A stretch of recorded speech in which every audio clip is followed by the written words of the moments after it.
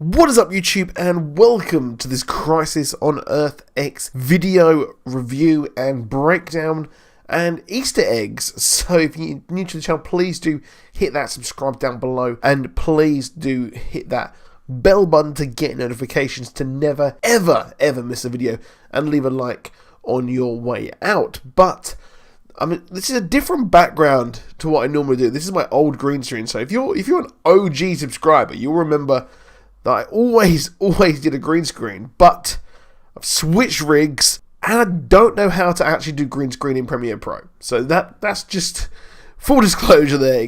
It kind of exposing how terrible I am actually at video editing. So yeah, sorry about that. But I've got all of my holiday stuff behind me and I haven't had a chance to really unpack, because the minute I got in the door, I went, you know what, we're going to sit down, we're going to have pizza, and we're going to watch Crisis on Earth X, because Twitter has been exploding with Infinity War and also Crisis on Earth X. So I've done an Infinity War trailer when I was out on holiday, and I've done another video as well, so you can check that out. But Crisis on Earth X, oh man, it was good. It was good. I really did enjoy it. You know, it really was one hell of a crossover. So obviously we've had the first half of it, which again was just awesome, ending on an incredibly sour note where our group was stuck in a concentration camp, and we pick up pretty much from where we left off,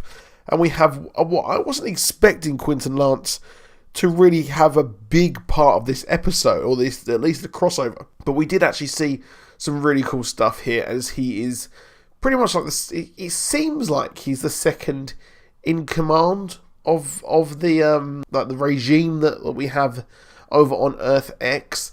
And we also meet the Ray as well, as they wonder what's that pink triangle about, and it is because he loved the wrong man. And yes, that pink triangle is if you were a homosexual and you were in a concentration camp, that's what you had. If you were a Jew, you had the Star of David, which is what we saw on the Earth X version of Felicity, which more on that a bit later.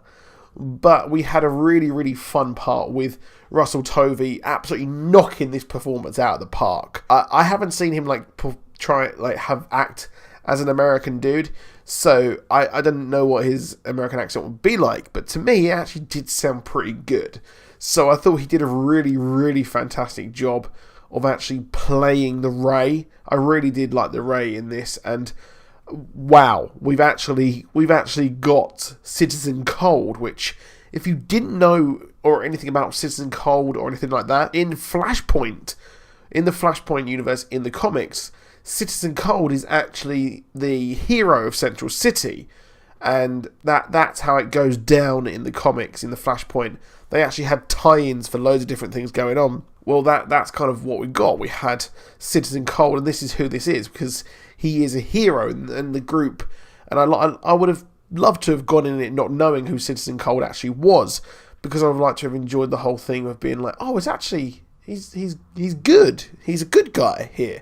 He's actually a nice guy, as opposed to our Leonard Snart of Earth 1, who is actually evil, but is a sort of anti-hero. I'm hesitant to actually call him evil. I think he just wants to make some money, you know, and can we really blame him for wanting to make some money? I don't blame him at all. So it was nice to see that, and the interactions with the Ray as well. So it really was a fantastic episode, I thought. This episode 3, and it really was a really somber one, you know. It really was a tough episode, but I did like the whole thing with Oliver actually taking over and doing the sort of, I would say, the switcheroo of him, then the plan. We get to see the Earth X version of Wynn as well. We've got the Earth X Arrow Cave, sort of, something like that. But I wasn't too sure about Wynn. I can't see him being like the real kind of, you know, not evil, not horrible guy, but he was a general, but he's been so disillusioned by the generations of war that he decides, nah, I'm not going to give him enough time to sort him out. But his acting was really good. I have to say the acting in the second half of this has been really strong, and that definitely is one of the strongest parts of the whole Crisis on Earth X story.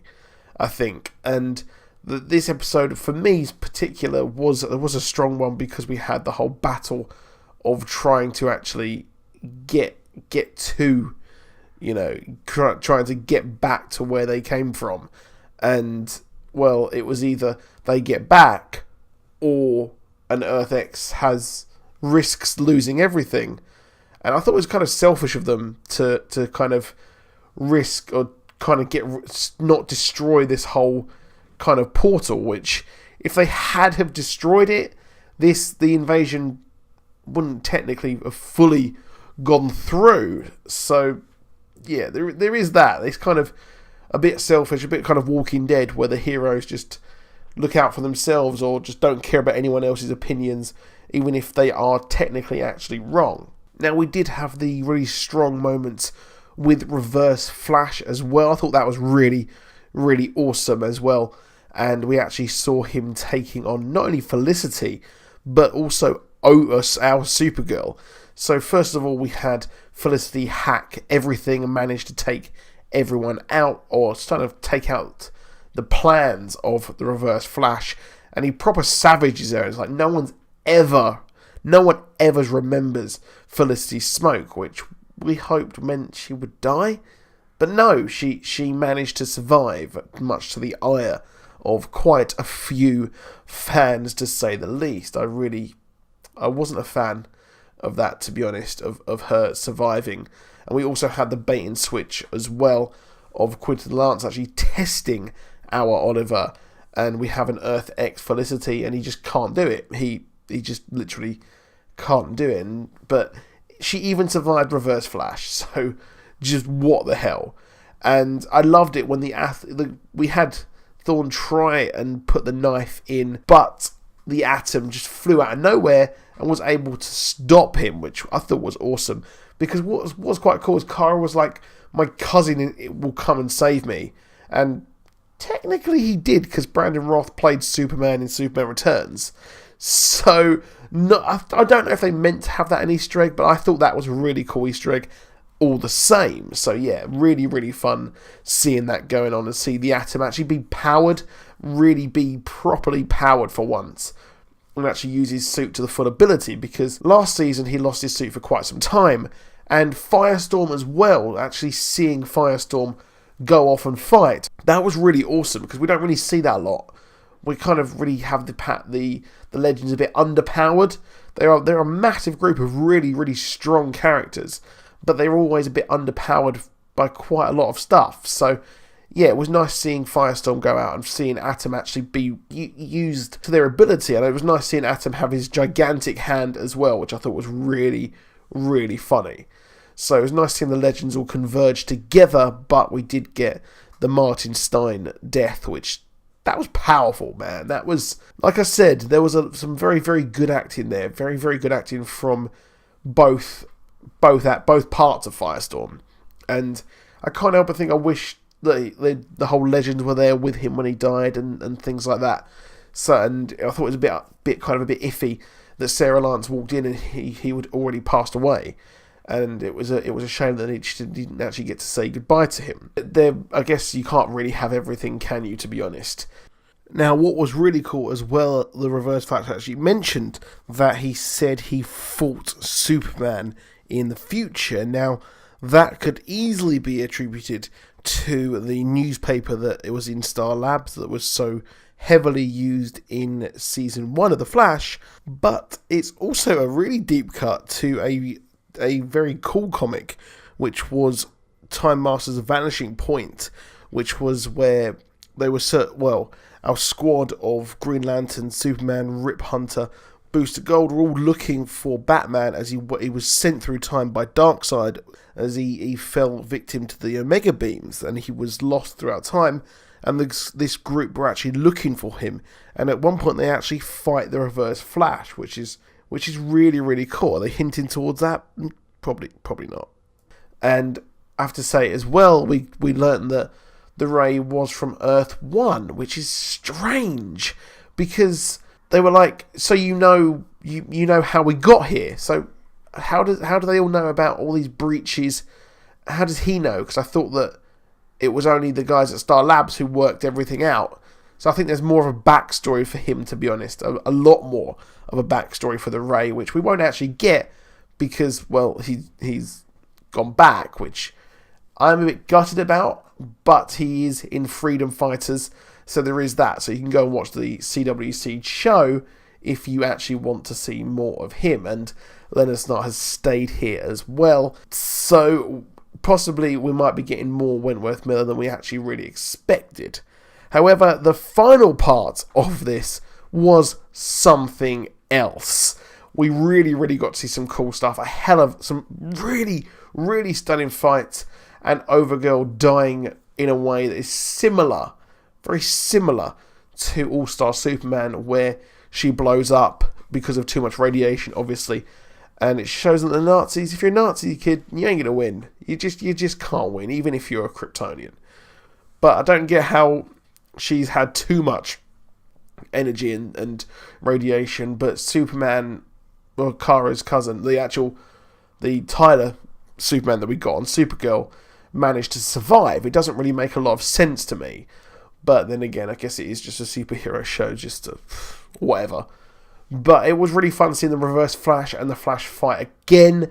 We have had a summer of comics with the Reverse Flash returning, and it's nice to see the Reverse Flash fight Barry as well, but Barry turned him away. He let him go, which a lot of people saying, why did he let him go? The only thing I can think of is the fact that he doesn't know when this Reverse Flash is from. So if he killed him now, obviously he had the wheelchair and the whole Star Labs thing was going on, then it would mess with the time. It might be before the Particle Accelerator or after or something like that. So we don't know where in the time stream he actually is, which is quite similar to River Song, because in River Song, in Doctor Who, we never knew where she was from. So it makes sense that he didn't kill him, because he won't know what happened or when it was. So it could cause all kinds of problems as well. So it kind of makes sense there. And he actually dropped the hint that what face will I be wearing next time we meet, which maybe that'll hint towards he will take the plastic surgery and look like Barry Allen, which I'll do a video on that tomorrow. So I will do another video on that at some point, probably tomorrow, combine it with my trailer video as well for the mid-season finale of The Flash. But overall, really strong show in here. The wedding, why Felicity, just fuck off. This just shit. You ruined your best friend's wedding. She was like, hold on, Iris was literally about to say I do, and then Felicity just butts in. Terrible. Even if you like Felicity, if you like them, they deserve a bigger wedding, and if you don't like them, then I don't know, just makes me sad. But overall, it was good. I did enjoy it as a whole. So that is it for this video. Please drop a like, please subscribe, and I'll see you soon. Goodbye.